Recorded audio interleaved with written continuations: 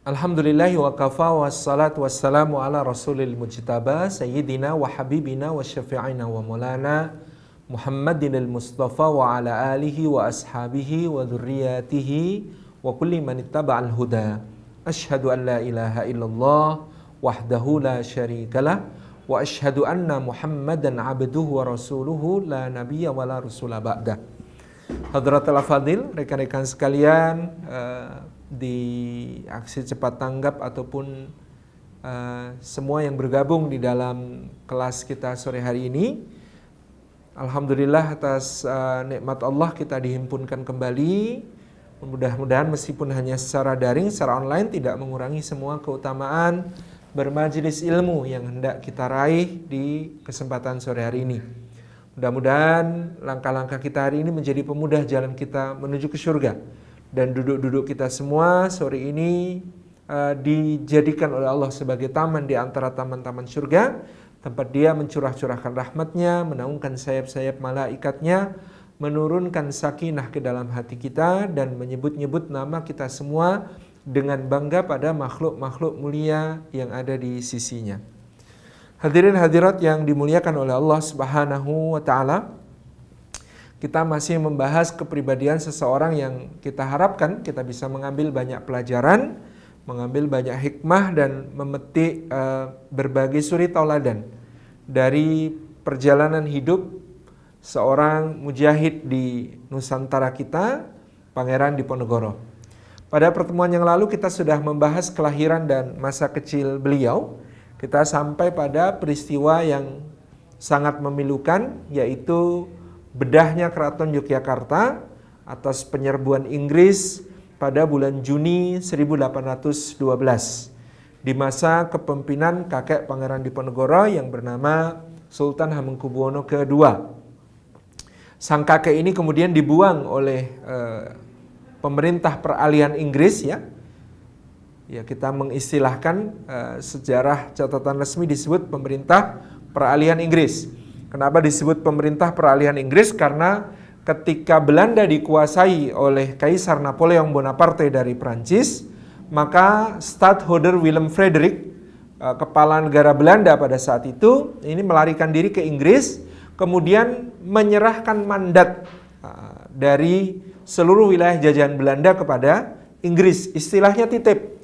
Titip dulu, tolong diamankan dari orang-orang penjajahan Perancis, karena nanti kalau saya berhasil memerdekakan lagi negara Belanda dari kekaisaran Perancis, itu tetap akan menjadi hak saya, tapi sekarang titip dulu gitu ya. Itu istilahnya. Jadi Raja Stadtholder Willem Frederik ini kemudian menyerahkan seluruh wilayah jajahannya kepada Inggris. Ini terjadi tahun 1806, tetapi nanti baru akan dieksekusi pada tahun 1811. Karena memang Perancis di bawah Kaisar Napoleon Bonaparte lebih gercep, ya, lebih bergerak cepat. Pada tahun 1806 dia sudah menguasai Belanda. Kemudian Raja Belanda itu diambilkan dari adiknya namanya Louis Napoleon. Kemudian adiknya ini, adik Kaisar Prancis yang menjadi Raja Belanda ini, menugaskan seorang perwira yang hebat bernama Herman Willem Daendels untuk segera pergi ke Jawa, menata Jawa dan segala pertahanannya untuk menjaga Jawa dari serangan Inggris. Jadi dia ingin mempertahankan Jawa supaya tetap menjadi jajahan Belanda Prancis. Nah, inilah yang kemudian dilakukan oleh Gubernur Jenderal Herman Willem Daendels yang kemarin sudah kita sebut, mempertahankan Jawa dari ancaman serbuan Inggris. Dia memperkuat pertahanan di Batavia, di Surabaya, di Pasuruan, di Oshok. Dia kemudian juga membangun jalan yang sampai sekarang dikenal sebagai Posweg, Jalan Raya Pos, Jalan Daendels, menghubungkan Anyer di barat sampai Panarukan di ujung timur kira-kira lebih dari 1000 km, ya. Itu adalah buah karya Daendels dalam tanda kutip. Tentu yang berkarya adalah rakyat Indonesia yang dipekerjakan dengan kerja paksa atau rodi dan menelan korban ribuan orang tewas selama pembangunannya. Tetapi inilah yang di perjuangkan oleh Dundalus ketika itu untuk mempertahankan Jawa supaya tidak direbut Inggris. Tetapi terjadi satu peristiwa yang menarik pada tahun 1810, di mana kemudian Gubernur Jenderal Herman Willem Dundalus ini ditarik pulang ke Belanda dan digantikan oleh seorang yang jauh dari kapasitas untuk memimpin Nusantara, memimpin koloni di Nusantara, bernama Jan Willem Jansen.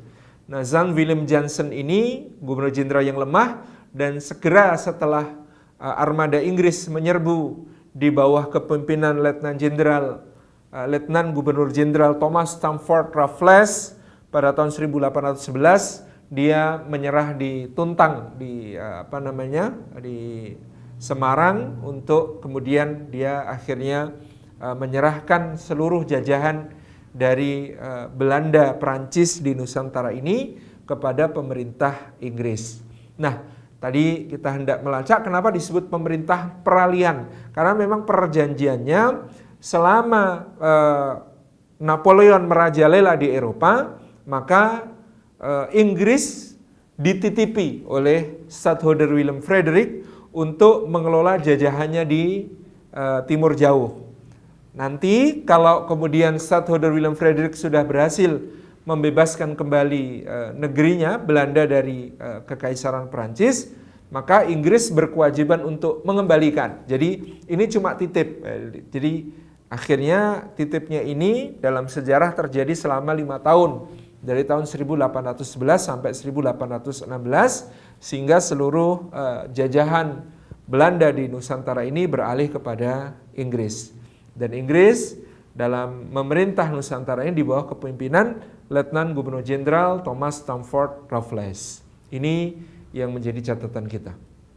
Nah, oleh pemerintah peralihan Inggris, Sultan Hamengkubuwono II ini dibuang ke Pulau Penang. Pulau Penang ya, Pineng ya kata orang Malaysia, yang sekarang masuk wilayah Federasi Malaysia. Jadi dibuang ke Pulau Pinang, nanti oleh Belanda dia akan dipindahkan ke Ambon, dibuang ke Ambon. Jadi kehidupan Sri Sultan Hamengkubuwono II ini banyak dilalui di pengasingan sebelum nanti pada tahun 1826 Belanda akan memulangkan Sri Sultan Hamengkubuwono II ini ke Yogyakarta untuk naik tahta kembali, meskipun beliau sudah sangat sepuh, sudah sangat tua. Demi apa?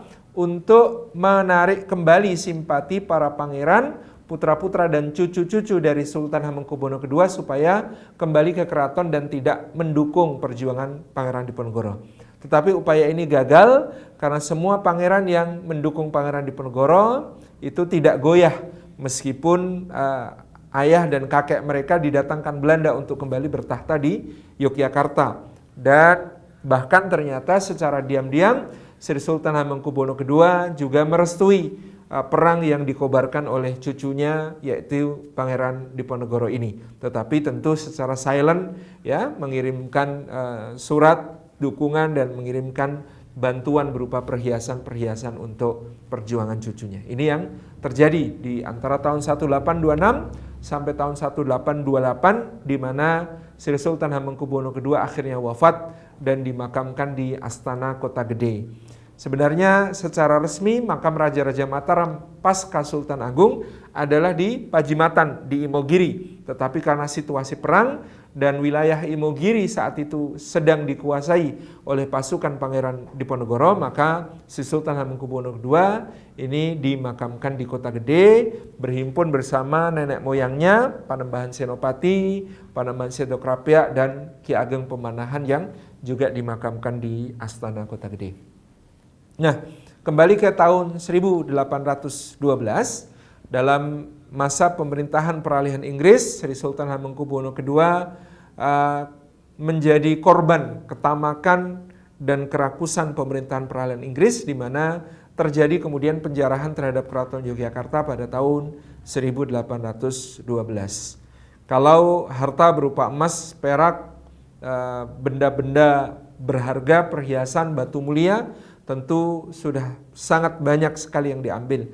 Tapi yang menjadi kerugian terbesar Keraton Yogyakarta barangkali adalah penjarahan berupa naskah-naskah yang sangat berharga yang baru sebagiannya didigitalisasi pada tahun 2019 dan dikembalikan dalam bentuk file digitalnya kepada Keraton Yogyakarta. Adapun benda fisiknya sebagian besar tetap menjadi koleksi British Library di Inggris.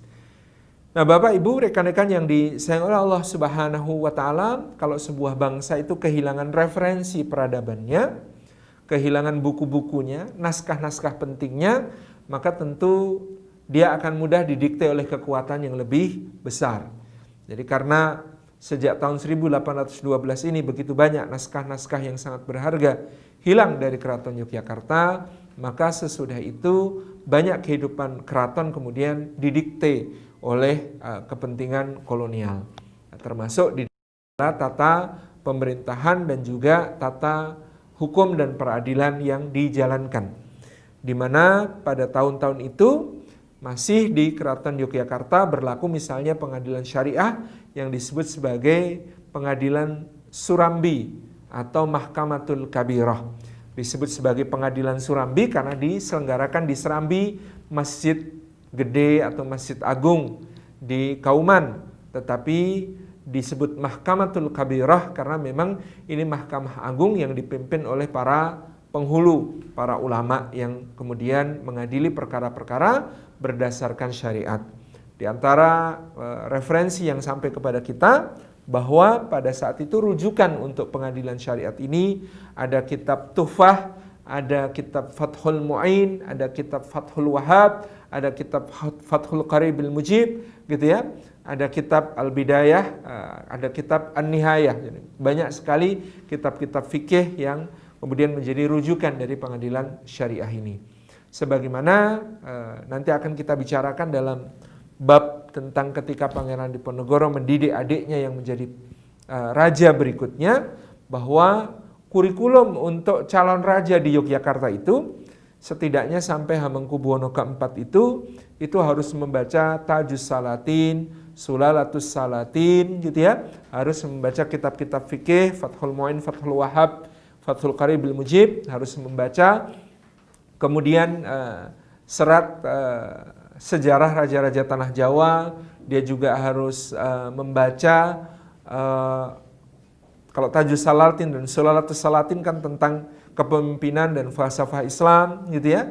Kemudian dia juga harus membaca, belajar bahasa Arab dan bahasa Melayu setidaknya untuk mengetahui makna-makna di dalam kedua bahasa tersebut. Ini yang masih ada sampai saat itu. Dan rekan-rekan yang disayang oleh Allah Subhanahu wa taala, kita melihat pada waktu itu, pada penyerbuan Inggris di tahun 1812, Pangeran Diponegoro menjadi kepercayaan ayahandanya. Ayahandanya adalah putra mahkota Yogyakarta yang kelak akan naik tahta sebagai Sri Sultan Hamengkubuwono III. Ayahandanya pada masa sebelumnya ada konflik-konflik dengan kakeknya, dengan Sultan Hamengkubuwono II, sehingga di keraton dikenal ada dua kubu kasepuhan, pangeran-pangeran yang membela Sri Sultan Hamengkubuwono II, dan ada kubu-kubu Karajan. Karajan ini karena nama muda dari ayahanda Pangeran Diponegoro adalah Raden Mas Surojo atau Suraja, sehingga disebut golongan Karajan.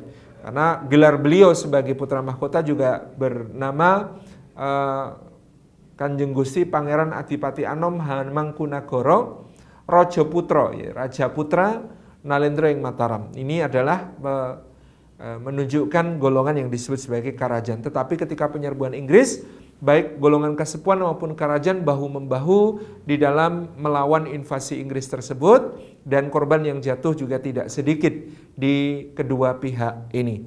Yang jelas kediaman putra mahkota, kediaman ayahanda Pangeran Diponegoro yang disebut sebagai Dalem Kadipaten, sebuah istana kecil yang terletak di sebelah timur laut, yang sekarang sedang dibangun, ada pojok beteng timur laut. Nah, di dekat Plengkung Wijilan itulah yang kemudian menjadi kediaman putra mahkota, dan tempat itu justru mengalami kerusakan yang paling parah ketika penyerbuan Inggris terjadi pada tahun 1812 tersebut. Ini yang kemudian dialami oleh Keraton Yogyakarta. Kemudian Raffles pada saat itu mempertimbangkan untuk mengganti putra mahkota yaitu Ayahanda Pangeran Diponegoro dengan adik dari Sri Sultan Hamengkubuwono II, alias paman dari ayah Pangeran Diponegoro, bingung ya. Jadi seorang pangeran yang sangat cendekia namanya Pangeran Notokusumo. Nah, Pangeran Notokusumo ini bersama putranya Pangeran Notodiningrat pada masa pemerintahan Sri Sultan Hamengkubuwono II banyak melakukan oposisi, sering mengkritik kebijakan kakaknya, uaknya gitu ya, sehingga kedua pangeran ini dibuang ke Semarang oleh Sri Sultan Hamengkubuwono II.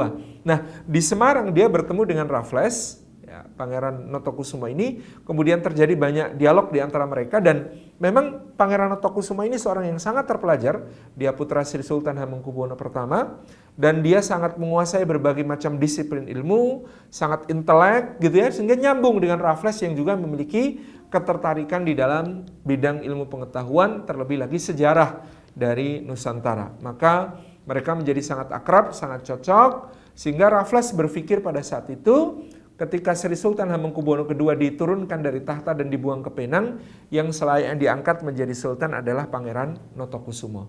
Tetapi pendapat Raffles ini ditentang oleh orang yang kelak akan menjadi Residen Yogyakarta, Residen John Crawford, demikian pula ditentang oleh para pangeran yang terlibat di dalam peristiwa jatuhnya Keraton Yogyakarta 1812 ini. Karena apa? Kalau Raffles memaksa mengangkat Pangeran Notokusumo untuk menjadi sultan baru di Yogyakarta, maka pengikut dari putra mahkota, pengikut dari Ayahanda Pangeran Diponegoro tentu akan melakukan sebuah perlawanan yang hebat, yang itu justru akan sangat merepotkan di kemudian hari. Maka Raffles akhirnya tetap mengangkat Ayahanda Pangeran Diponegoro sebagai sultan, karena dia melihat yang lain yang berambisi ini justru akan membahayakan karena mereka tidak punya cukup pendukung dan itu justru akan menjadi bahaya di kemudian hari. Jadi pilihan yang tidak diambil oleh Inggris ketika itu tetap mengangkat Ayahanda Pangeran Diponegoro sebagai Sri Sultan Hamengkubuwono III. Dan ini yang kemudian menjadikan John Crawford, Residen, juga sangat dekat dengan Sri Sultan Hamengkubuwono III dan sangat dekat lagi dengan Pangeran Diponegoro. Diceritakan mereka menjadi akrab gitu ya. Nah, kemudian Pangeran Notokusumo oleh Raffles kemudian dianugerahi kedudukan merdeka. Jadi menjadi seorang pangeran Miji atau pangeran merdeka. Pangeran merdeka itu kemudian dia punya dukedom gitu ya. Kalau duk, adipati gitu ya, punya wilayah sendiri yang otonom dari raja tetapi dia masih tunduk di bawah perintah raja. Tapi wilayahnya mandiri, dia perintah sendiri. Nah, dia diberi wilayah yang sekarang bernama daerah Kulon Progo Selatan sampai ke daerah Bagelen Timur. Kemudian dia dianugerahi gelar Adipati Paku Alam. Jadi inilah bermulanya di Yogyakarta ada dua istana, Keraton Yogyakarta dan Kadipaten Paku Alaman. Nah, Adipati Paku Alam ini karena sangat Raffles merasa sangat berutang budi, terutama nanti dalam soal penyusunan bukunya yang terkenal History of Java. Raffles sangat banyak berutang kepada Pangeran Notokusumo yang sangat cendekia. Dalam penyerbuan Inggris ke Keraton Yogyakarta, Notokusumo seakan-akan menunjukkan tempat-tempat yang layak untuk diambil sebagai jarahan, tetapi dalam satu riwayat yang merupakan riwayat rekonsiliasi antara Keraton Yogyakarta dengan Kadipaten Pakualaman disebutkan justru Notokusumo menunjukkan benda-benda yang berharga secara material tetapi tidak secara sejarah dan secara religius atau spiritual. Di pusaka-pusaka Keraton Yogyakarta yang utama, yang bersejarah, yang ada sejak zaman Majapahit, Demak, Pajang, dan Mataram itu diamankan, berhasil diselamatkan karena jasa dari Pangeran Notokusumo tersebut. Pangeran Notokusumo menunjukkan yang permata, yang berlian, yang emas, tapi yang pusaka-pusaka utama yang merupakan legitimasi kekuasaan kesultanan itu tetap berhasil dipertahankan. Nah, di sini teman-teman yang disayang oleh Allah, maka bertahtalah Ayahanda Pangeran Diponegoro sebagai Sri Sultan Hamengkubuwono III dan dia sangat dekat dengan anaknya, dengan Pangeran Diponegoro, seakan menjadi penasihat utama bagi ayahnya yang memerintah sebagai sultan dalam keadaan prihatin. Ya, kita bisa bayangkan keraton remuk redam, hancur-hancuran, kemudian juga kondisi yang terjadi di dalam keraton sudah dijarah, banyak harta kekayaan yang diambil. Jadi keraton dalam keadaan jatuh miskin ketika dipimpin oleh ayahanda Pangeran Diponegoro Sri Sultan Hamengkubuwono III. Inilah yang menyisakan satu masalah berat. Keraton tidak sanggup menggaji begitu banyak prajurit yang dulu ada pada masa Sri Sultan Hamengkubuwono II, sehingga banyak prajurit ini yang kemudian dibubarkan kesatuan-kesatuannya sebagai syarat juga dari Inggris. Nah, inilah yang nanti para pecatan prajurit pasca penyerbuan Inggris ini yang kelak akan kemudian disebut sebagai Wong Durjono dalam Perang Jawa. Jadi ya kayak Ronin ya. Mereka adalah para kesatria yang kehilangan majikan karena diberhentikan dari karirnya militer yang sangat cemerlang sebelumnya di masa Hamengkubuwono II di Keraton Yogyakarta. Mereka kemudian keluar dari keraton, bertempat di desa-desa, di pedalaman-pedalaman, ya akhirnya jadi dalam tanda kutip seperti orang sekarang preman-preman desa, preman-preman dusun dari wilayah-wilayah pedalaman. Nanti di masa Perang Jawa mereka akan banyak juga yang bergabung dengan pasukan Pangeran Diponegoro. Ini sejarah tentang kenapa di dalam Perang Jawa disebutkan Wong Durjono. Ada golongan laskar Pangeran Diponegoro yang disebut sebagai Wong Durjono. Orang-orang durjana, orang-orang preman, orang-orang yang berandalan. Karena mereka sebelumnya dulu adalah prajurit. Sebelumnya juga adalah orang-orang yang meniti karir di dalam keraton, tetapi kemudian karena ada rasionalisasi ya, dirampingkan betul-betul pasukan keraton di masa Hamengkubuwono III, maka mereka kemudian nanti menjadi orang-orang pelarian di desa yang melakukan preman ya, keluar premanisasi ya, jadi ya berandal yang kemudian narik pungutan liar macam-macam lah, itu yang kemudian terjadi dan nanti akan bergabung dengan pasukan Pangeran Diponegoro. Nah, rekan-rekan yang disayang oleh Allah Subhanahu wa taala, yang terjadi juga pada saat itu John Crawford ternyata semangatnya untuk menulis tidak kalah dari Raffles yang menulis History of Java. Dia juga menulis History of Indian Archipelago yang kemudian lebih tebal daripada karya Raffles dan disertai berbagai ilustrasi yang sangat menarik. Dua buku ini menjadi sumber orang barat belajar tentang Jawa di waktu-waktu berikutnya dan meninggalkan salah satu framing yang bertahan sampai hari ini, padahal framing itu sangat menyesatkan. Apa framing itu? Framing itu buku yang ditulis oleh Raffles dan buku yang ditulis oleh John Crawford sama. Framing itu adalah memframing seakan-akan ada yang disebut sebagai agama Jawa. Apa itu agama Jawa? Islam yang disinkretisasi dengan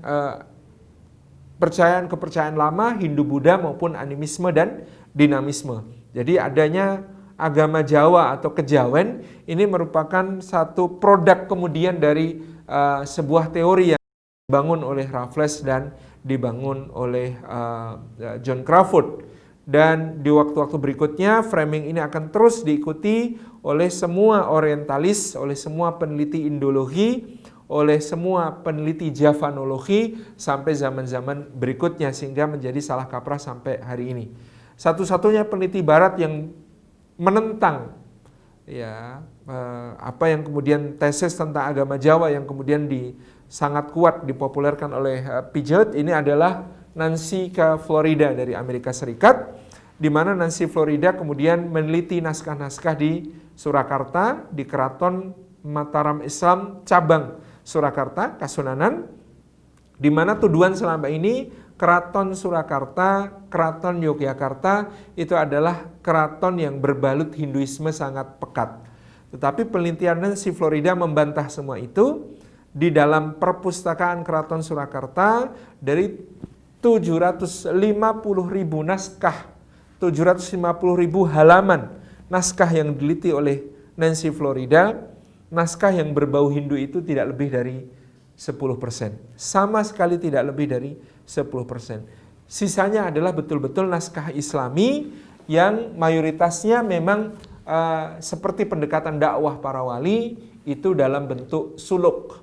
Nah, tembang yang berkembang di masa Mataram Islam juga sangat berbeda dengan kakawin, dengan sekar-sekar ageng yang ada di masa Hindu dan Buddha. Tetapi justru penuh filsafat sangkan paraning dumadi, ya, yang dari mas kumambang dalam bentuk janin, mijil, lahir gitu ya.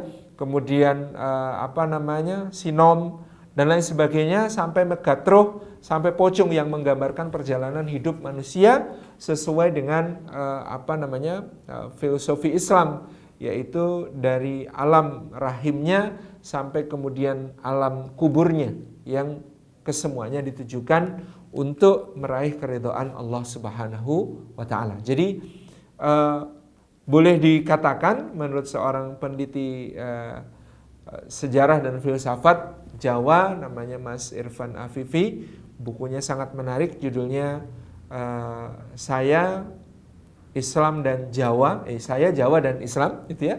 Itu beliau membuat sebuah gambaran yang sangat-sangat kuat tentang betapa kemudian Jawa ini betul-betul Islam. Tetapi kemudian kesalahan framing dari para peneliti Barat, dimulai dari Raffles dan Crawford, terkemudian dengan ahli-ahli Belanda yang belajar Indologi dan Javanologi, semuanya menjadi salah kaprah, seakan-akan dipotret Islam di Jawa itu sebagai Islam sinkretis. Padahal menurut beliau sama sekali tidak demikian. Menurut Nancy Florida juga sama sekali tidak demikian. Nah, bapak-bapak, ibu-ibu, rekan-rekan yang disayang oleh Allah Subhanahu wa taala, kembali kepada Diponegoro di masa bertahtanya ayahandanya di tengah masa prihatin. Ayahandanya berada dalam kondisi kesehatan yang tidak prima. Maka memang Sri Sultan Hamengkubuwono III itu hanya bertahta sebentar. Beliau naik tahta untuk kedua kalinya, setelah kemarin kita ceritakan naik tahta di masa Dundles untuk masa yang pendek. Dia naik tahta lagi tahun 1812 dan kemudian wafat di tahun 1814. Jadi kita bisa bayangkan bahwa Sri Sultan Hamengkubuwono III ini untuk masa jabatan yang kedua hanya bertahta selama 2 tahun. Tetapi 2 tahun ini dalam catatan kolonial maupun dalam catatan para pujangga Jawa dianggap sebagai 2 tahun yang sangat signifikan. Sri Sultan berhasil memulihkan kembali kepercayaan diri keraton. Dia berhasil menata kembali perekonomian yang sempat dikhawatirkan akan ambruk dengan penjarahan terhadap keraton. Dia berhasil kemudian juga memulihkan ketentraman dan pengayoman terhadap rakyat. Ini yang kemudian terjadi selama masa pemerintahan Sri Sultan Hamengkubuwono III. Dan ada satu yang menarik, bahwa selama masa pemerintahannya Sri Sultan Hamengkubuwono III ini mendorong beberapa kali Diponegoro agar mau diangkat menjadi ahli waris beliau untuk menjadi sultan, untuk menjadi Hamengkubuwono keempat. Tetapi Diponegoro berulang kali kemudian menolak dan mengajukan adiknya yang lahir dari permaisuri. Jadi Pangeran Diponegoro merasa, saya hanya anak sendir. Tetapi kata ayahnya, kamu yang paling dewasa, kamu yang paling kompeten, kamu yang paling layak. Adik-adikmu masih kecil dan aku belum melihat di antara mereka ada yang cemerlang dirimu. Ini yang ditegaskan oleh handanya. Pangeran Diponegoro menolak. Beliau mengatakan tidak, saya merasa tidak berhak. Kalau soal menjadi sultan ada adik saya Raden Mas Ambiah. Raden Mas Ambiah yang kemudian dikenal sebagai Ibnu Jarot, ini nanti yang akan naik tahta sebagai Hamengkubuwono keempat. Pada saat naik tahta di tahun 1814, Hamengkubuwono IV ini baru berusia 10 tahun. Jadi memang pada saat itu ayahanda Sri Sultan Hamengkubuwono III, ayahanda Diponegoro, Sri Sultan Hamengkubuwono III sangat mengharapkan Diponegoro mau menjadi pewaris tahtanya karena dia yang paling bisa diharapkan dan usianya sudah matang. Pada tahun 1812 Diponegoro sudah berusia 27 tahun. Itu artinya pada tahun 1814 saat kakak ayahnya meninggal, dia sudah berusia 29 tahun. Sementara adiknya yang nanti naik tahta baru berusia 10 tahun. Selisih usia mereka sangat jauh, sekitar 19 tahun. Nah, Bapak, Ibu, hadirin hadirat, rekan-rekan sekalian yang disayang oleh Allah Subhanahu wa taala, salah satu hal yang kemudian ditulis dalam Baba Diponegoro adalah penolakan sampai 2 kali Diponegoro ketika ayahnya dan juga Residen John Crawford mendesak dia untuk menerima jabatan sultan. Dan ini menjadi bukti yang sangat jelas bahwa perang Diponegoro nantinya bukanlah soal memperebutkan jabatan sultan, bukanlah ambisi pribadi Diponegoro untuk menjadi sultan. Kalau itu dituduhkan kepada beliau, Diponegoro ini cuma mengincar jabatan sultan begitu, maka jelas bahwa pada tahun 1812 sampai 1814 beliau telah 2 kali menolak ketika ditawari jabatan untuk menjadi Sultan Yogyakarta. Dia melihat betapa ayahnya sangat tertekan di bawah pemerintahan peralihan Inggris di dalam menjalankan pemerintahannya. Betapa tidak berdaulatnya menjadi seorang Sultan Yogyakarta pada saat itu, dan ini disadari oleh Diponegoro. Padahal dia punya cita-cita yang sangat mutlak, yaitu amangun luhuripun agama Islam ing tanah Jawi, atau membangun keluhuran agama Islam di tanah Jawa, dan itu tidak bisa dilakukan melalui jabatan sultan seperti yang dia lihat pada ayahnya. Nah, ini adalah sebuah ketegasan yang luar biasa dari beliau. Ada satu hal yang mungkin di masa depan akan dianggap sebagai kesalahan Pangeran Diponegoro. Pada saat itu Kiai Dipati Danurjo III, Patih Keraton Yogyakarta, ini sudah mulai uzur, maka dia mengundurkan diri di tahun 1813. Nah, untuk mengisi kekosongan jabatan patih ini, maka sang ayah Hamengkubuwono III mencari kandidat. Kemudian kandidat-kandidat ini dirundingkan dengan Pangeran Diponegoro. Semuanya ditolak oleh Pangeran Diponegoro, tapi Diponegoro malah merekomendasikan seorang pejabat yang masih sangat muda, seusia Diponegoro, dan merupakan teman masa kecil Pangeran Diponegoro. Namanya, dia seorang bupati di daerah Japan. Japan itu sekarang Kabupaten Mojokerto. Nah, Bupati Japan ini memerintah di wilayahnya di Japan, di Mojokerto itu dengan sangat baik. Memang dia seorang pejabat muda yang ambisius, yang bersemangat, yang dia berhasil memimpin wilayahnya di Japan Mojokerto. Jadi Japan Mojokerto waktu itu masuk bagian dari Keraton Yogyakarta. Dia memerintah dengan sangat baik. Diponegoro merekomendasikan sahabatnya ini, seorang yang berasal dari Japan ini, untuk menjadi patih di lingkungan Keraton Yogyakarta. Ayahandanya kaget. Kenapa yang dipilih orang ini? Nah, dalam tata istiadat di keraton, kelemahan Bupati Japan ini, gitu ya, Sumodipuro, Raden Temenggung Sumodipuro dari Japan ini adalah dia bahasa Jawanya bukan bahasa Jawa resmi keraton, dialeknya dialek Wetanan, ya, dialeknya dialek Timur. Jadi ya mungkin ya ada ngumpat-ngumpatnya itu ya, kayak Pak Sujiwo Tejo. Jadi dialeknya dialek Bangwetan. Bahasa Jawanya, kromo inggilnya itu tidak sempurna, sehingga di keraton dia banyak dicibir. Tetapi Diponegoro mengatakan kepada ayahnya, pejabat ini sangat-sangat potensial. Dia sangat sangat punya kompetensi untuk memangku jabatan patih. Maka karena Diponegoro sangat kukuh untuk mendorong pejabat ini, Sumodipuro menjadi patih di Keraton Yogyakarta, ayahandanya setuju. Di tahun 1813 itu diangkatlah Sumodipuro menjadi patih Keraton Yogyakarta. Menjadi versi sejarah biasanya menyebut Raden Adipati Danurjo IV. Kalau versi Keraton Yogyakarta menyebutnya sebagai Raden Adipati Danurjo III. Kenapa?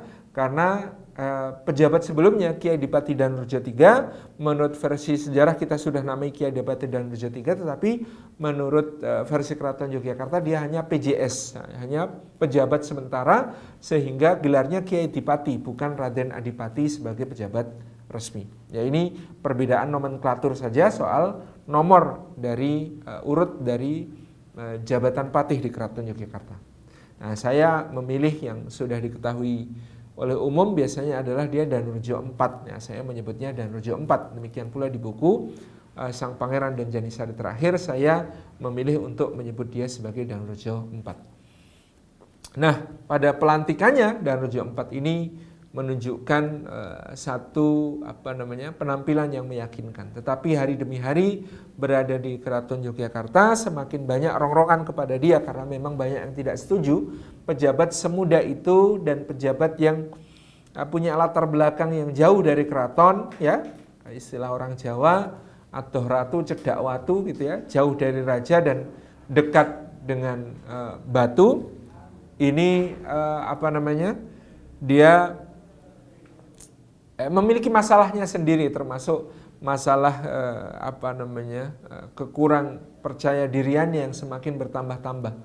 Istilah orang Jawa itu ada kere munggah bale, ada OKB, sindrom orang kaya baru, atau sindrom orang ujuk-ujuk dapat jabatan yang begitu tingginya padahal dia belum siap karena dia seharusnya meniti karir terlebih dahulu dengan lebih smooth, tetapi karena usul Pangeran Diponegoro dia menjadi pejabat tertinggi di Keraton Yogyakarta.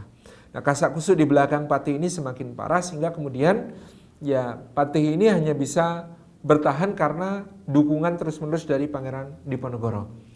Nah, anehnya dukungan terus-menerus dari Pangeran Diponegoro ini tidak dirasakan sebagai sebuah pertolongan dan bantuan, tetapi justru dia merasa inferior. Dia merasa seakan-akan tanpa Pangeran Diponegoro dia tidak bisa apa-apa. Sehingga kemudian dia berusaha membuktikan diri untuk menjadi lebih baik daripada Pangeran Diponegoro. Ini mulai terjadi lebih-lebih ketika kemudian Ayahanda Pangeran Diponegoro meninggal dan digantikan oleh adik Pangeran Diponegoro yang menjadi Hamengkubuwono IV di usia masih sangat muda, di usia 10 tahun. Jadi ya akhirnya Danurejo IV ini menjadi seorang yang korup, menjadi seorang yang cacat moral. Dalam babat disebutkan dia disebut sebagai setan kulambi manungso, seperti setan yang berbaju manusia. Demikian jahatnya di dalam melakukan penindasan kepada rakyat yang kemudian hasil penarikan pajak dan sumber-sumber pendapatan negara lainnya banyak yang masuk ke kantong pribadinya beserta kroni-kroninya, beserta teman-teman dekatnya, termasuk salah satu lagi adalah sahabat masa kecil Pangeran Diponegoro yang lain yang menjadi kepala pasukan kawal di Keraton Yogyakarta atau panglima tertinggi militer di Keraton Yogyakarta, yaitu Raden Tumenggung Wironegoro. Nah, dia dapat pangkat mayor juga dari Belanda, jadi sering disebut sebagai Raden Tumenggung Mayor Wironegoro. Ini yang kemudian terjadi pada masa itu. Nah, Wironegoro dan Danurejo IV ini akhirnya untuk mengimbangi pengaruh puritanisme golongan Pangeran Diponegoro dan pangeran-pangeran lain yang sangat setia menjunjung keluhuran adat istiadat keraton, akhirnya golongan liberal ini bekerja sama dengan Belanda. Mereka menjadi dekat dengan para residen Belanda dan banyak melakukan kong kali kong dalam korupsi. Di pejabat Belandanya juga mengkorupsi keuangan Belanda, pejabat keratonnya juga mengkorupsi keuangan keraton. Dan inilah salah satu nanti pemicu besar perang Diponegoro karena integritas Patih yang kemudian rusak. Pada tahun 1814 Hamengkubuwono III wafat, diangkatlah adik Pangeran Diponegoro Raden Mas Ambiah atau Ibnu Jarot menjadi sultan. Bahkan sebelum diangkat menjadi sultan ini baru dikhitan gitu ya, karena masih sangat muda. Baru dikhitan, kemudian Pangeran Diponegoro yang menutupi matanya gitu ya di usia 12 tahun, kemudian dia dinikahkan dengan putri dari Danurejo IV ini. Jadi ternyata pada masa itu pernikahan bangsawan terjadi di usia yang sangat muda, sangat dini. Ini juga dialami oleh Hamengkubuwono keempat. Rekan-rekan yang disayang oleh Allah Subhanahu wa taala, karena masih belum cukup umur untuk memerintah, maka Hamengkubuwono IV diputuskan oleh Inggris untuk didampingi oleh wali sultan. Wali Sultan Hamengkubuwono keempat pada saat itu yang ditunjuk Inggris adalah Pangeran Notokusumo atau Pangeran Paku Alam pertama. Kemudian ibundanya yaitu Ibu Suri, Ratu Kencono, Permaisuri Hamengkubuwono III, ibu tiri Pangeran Diponegoro. Kemudian satu lagi adalah Patih Danorejo IV yang memangku tugas sehari-hari. Nah, pada masa ini Pangeran Notokusumo ternyata juga kurang begitu berkenan dengan jabatan wali sultan tersebut sehingga tidak banyak memberikan kontribusi bagi Kesultanan Yogyakarta. Dan sang ibu, Ibunda Hamengkubuwono keempat, yaitu ibu tiri Pangeran Diponegoro ini juga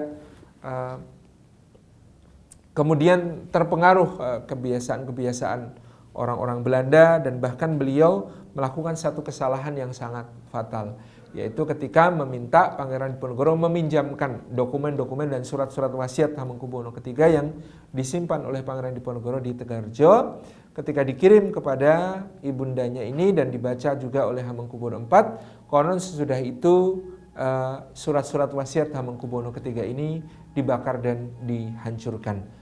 Padahal disitulah memang yang tertulis bahwa sebenarnya seakan-akan Hamengkubuwono III itu mengatakan negara Yogyakarta itu adalah milik kakakmu Diponegoro, tapi dia tidak mengambilnya. Sebagaimana ya Hamengkubuwono III membuat kiasan bahwa negara Hastina dalam pewayangan itu milik Resi Bisma. Tapi Resi Bisma sudah bersumpah wadat untuk tidak menikah dan tidak mengambil tahta, sehingga yang menjadi raja adalah adik-adiknya dan keturunan adik-adiknya. Itu yang kemudian diumpamakan oleh Hamengkubuwono III tentang Pangeran Diponegoro. Tapi dokumen-dokumen itu kemudian dihancurkan. Ini yang membuat Pangeran Diponegoro sangat kecewa dan marah kepada ibu dan adiknya, dan beliau menjadi semakin jarang pergi ke keraton.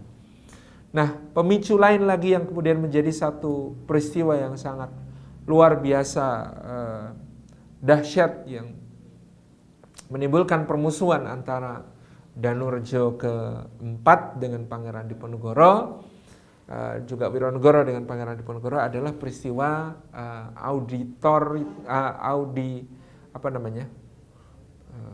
kalau ada proses audit ya, proses audit terhadap pajak negara yang dilakukan oleh Pangeran Diponegoro. Ini ada di dalam adegannya di dalam buku Sang Pangeran dan Janisari Terakhir secara detail, di mana Diponegoro mengaudit pajak yang dipungut oleh Danorejo IV selama berkuasa, dan hasilnya sangat mencengangkan. Hampir semuanya tidak masuk ke dalam kas keraton, tetapi masuk ke dalam kantong pribadi Danorejo IV dan kering-keringnya, sehingga dalam satu penghadapan besar di satu Pasewakan ya, Pasewakan bahasa Jawanya, atau Paseban ya, itu Pangeran Diponegoro sangat marah ketika Danorejo IV ditanya berbagai hal, dia selalu berkelit dan mungkir, sampai-sampai karena tidak bisa menahan emosi, Pangeran Diponegoro maju kemudian menampar Danorejo IV ini dengan selopnya ya, dengan selop. Selop itu sandal yang kakinya dimasukkan ke dalam setengah sepatu ya. Sandal setengah sepatunya itu merupakan pakaian resmi di keraton oleh para pangeran termasuk Diponegoro pada saat itu. Saking murkanya Diponegoro, maka kemudian selopnya ini ditamparkan ke wajah Patih Danorejo IV sampai bahkan ikat kepalanya pun terlepas.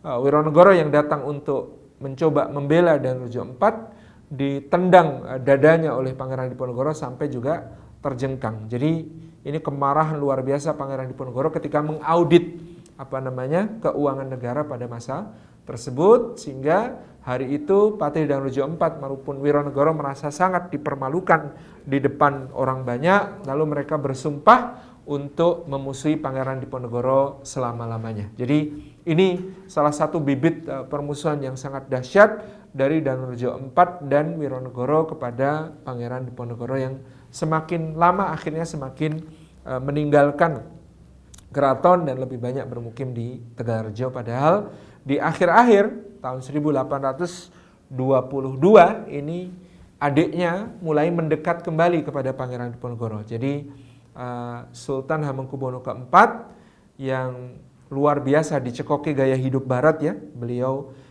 konon diceritakan suka memakai pakaian-pakaian militer ala Eropa seperti Kaisar Napoleon, memakai kuda-kuda yang didatangkan dari Eropa untuk berkuda. Kemudian juga beliau suka mulai meminum minuman keras.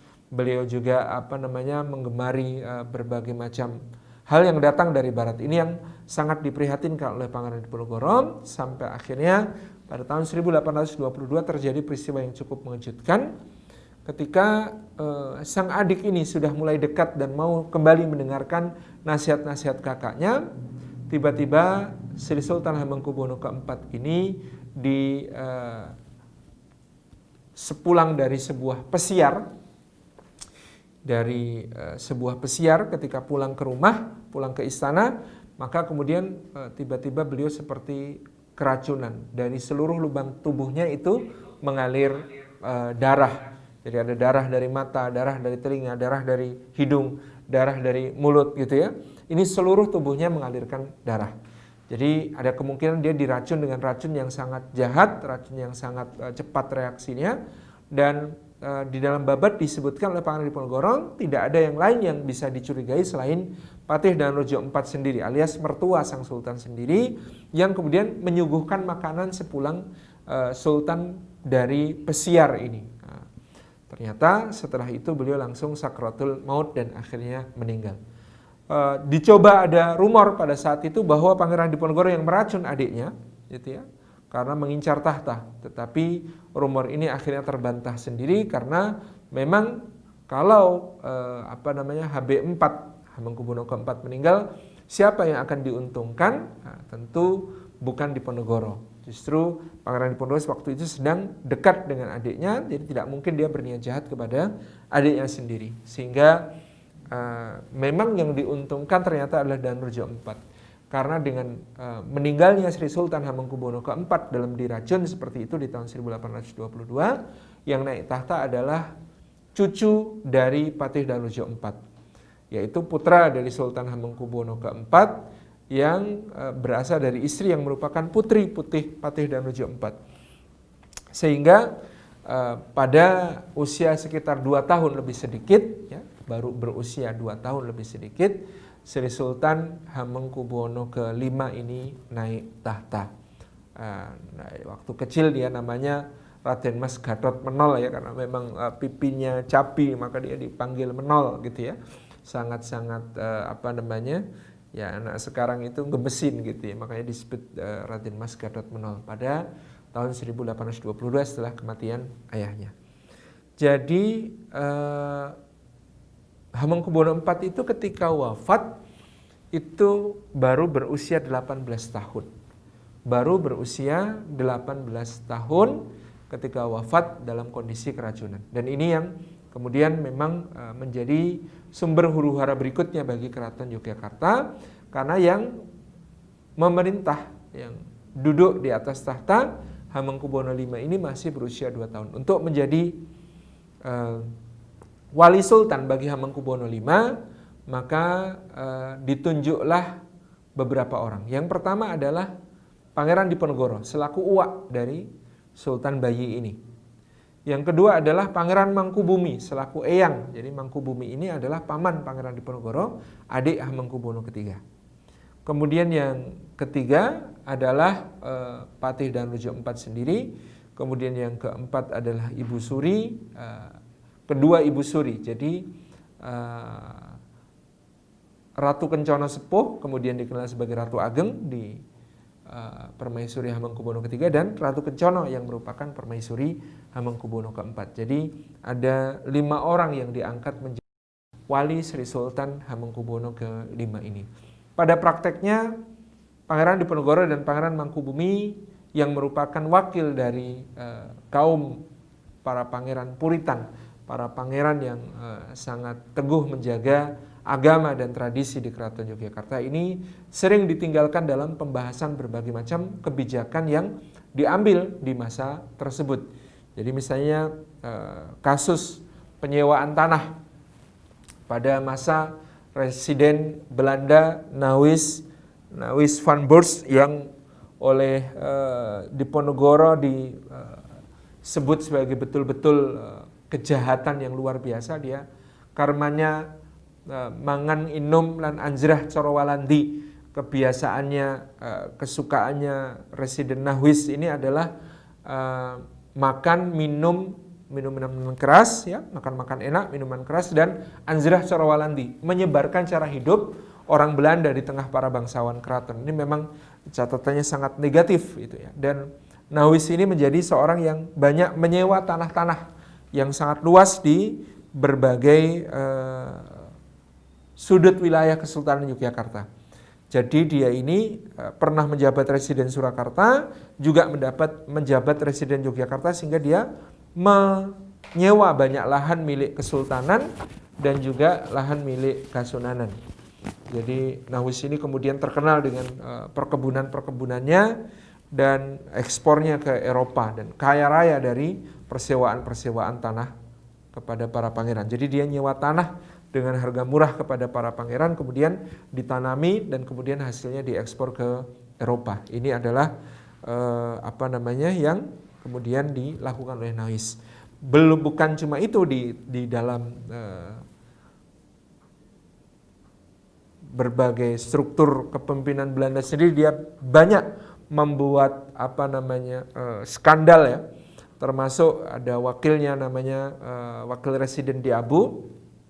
Nah, antara Nahwis dengan di Abu ini, ya kalau kemarin baru rame ada dosen pelecehan swinger ya, ini dilakukan oleh Nahwis dan di Abu. Bagaimana kemudian mereka bertukar istri dan lain sebagainya. Ini skandal moral yang sangat parah ketika itu yang terjadi di masa Nahwis van Broeks. Dan kemudian Anjrah Corowalandi ini disebarkan oleh Nahwis kepada para pangeran, kepada para bangsawan, supaya mengikuti gaya hidup yang dilakukannya, ya seks bebas dan juga minum-minuman keras, pesta-pesta dansa dan lain sebagainya. Ini yang dilakukan oleh Nahwis. Jadi Diponegoro semakin muak terhadap kehidupan keraton ketika Nahwis ini menjadi seorang residen. Dan nantinya yang luar biasa lagi ketika kemudian Gubernur Jenderal Van der Capellen ini mengeluarkan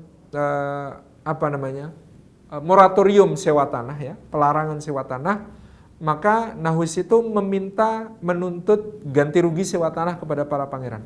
Sementara para pangeran ini tentu uang yang didapat dari sewa tanah sudah habis gitu ya. Sudah habis mereka pergunakan untuk berbagai keperluan. Para pangeran ini sudah jatuh miskin. Kemudian disuruh untuk membayar ganti rugi sewa tanah kepada Nahwis dan lain sebagainya. Dan luar biasanya Nahwis berhasil melobi Danurejo IV itu ya, supaya kemudian keraton menalangi uang-uang dari tanah-tanah yang disewakan ini, termasuk milik yang atas nama milik negara atau milik Kesultanan sendiri, sehingga kemudian harus dibayar dengan jumlah yang sangat bahkan lebih besar daripada nilai sewa yang dulu dibayarkan oleh Nahwis. Masa ganti rugi lebih besar daripada nilai sewa yang dulu dibayarkan. Dan itu ternyata cap dari Pangeran Diponegoro dan Pangeran Mangkubumi dipalsukan di situ. Dan yang luar biasa lagi, dalam pembayaran gaji pun mereka dicurangi. Patih Danurejo IV, kemudian Ibu Suri itu menerima gaji sebagai wali sultan itu dalam bentuk mata uang emas dan perak. Sementara Pangeran Diponegoro dan Pangeran Mangkubumi itu dibayar dengan uang kertas yang sudah jatuh nilainya. Ini memang luar biasa sekali penyingkiran dan pendoliman terhadap Pangeran Diponegoro selama masa-masa awal pemerintahan dari Hamengkubuwono ke-5 yang masih bayi, yang belum mengerti apa-apa, dari tahun 1822 sampai akhirnya berpuncak di tahun 1825 ketika residen berganti kepada Anthony Hendrik Smitherd, yang Smitherd ini jauh lebih bodoh daripada Nahwis di dalam membaca berbagai gejala dan tanda-tanda, sehingga nanti akan dipersalahkan oleh para sejarawan sebagai pemicu terjadinya Perang Jawa. Bagaimana dia tidak mewaspadai Diponegoro yang sudah didolimi sedemikian rupa, tapi malah diperlakukan semakin buruk oleh Smitherd, dan inilah yang kemudian dianggap sebagai pemicu besar Perang Jawa yang kemudian pecah pada bulan Juli 1825. Nah, kita akan mendetailkan pembahasan dimulainya pecahnya Perang Jawa pada tahun 1825. Tapi kita mencukupkan dulu di sini. Kita akan bahas di kesempatan berikutnya bahwa selain tersingkir ke Puri Tegalrejo, maka Diponegoro semakin memperajin berbagai perjalanan spiritualnya, bertahanus, mengikuti apa yang dulu dilakukan oleh Nabi Muhammad SAW di Gua Hira. Beliau juga sering pergi ke Gua Langsei di pantai selatan, ke ke gua yang kemudian juga disebut Selarong yang nanti akan menjadi markas besar beliau. Kemudian juga beliau sering menemui para tokoh santri dan ulama bukan hanya di wilayah Mataram di Yogyakarta sekarang, tapi juga sampai ke wilayah Bagelen, bahkan juga sampai ke wilayah Pajang dan wilayah Madiun. Ini yang kemudian memperkokoh jaringan Pangeran Diponegoro di kalangan para ulama dan santri, sehingga tidak heran begitu Perang Sabil dikobarkan pada tahun 1825, maka kaum santri ini bergabung dengan sangat gegap gempita untuk membela Pangeran Diponegoro. Demikian saya kira sebagai bahan perbincangan kita sore hari ini yang dapat kami sampaikan, mudah-mudahan bermanfaat. Insyaallah kita sambung di pertemuan yang akan datang. Jazakumullah khairan. Wassalamualaikum warahmatullahi wabarakatuh.